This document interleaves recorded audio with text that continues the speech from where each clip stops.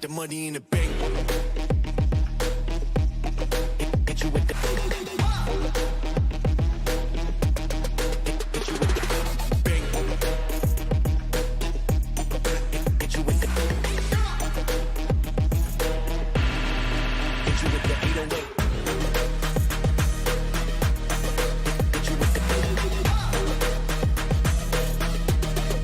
Hit you with the 808. Bang to the break. Bang to the break. Bang to the break. Bang, bang, bang, bang, bang. I'm a boss and you know that I'm finna shine. Got the money in the bank.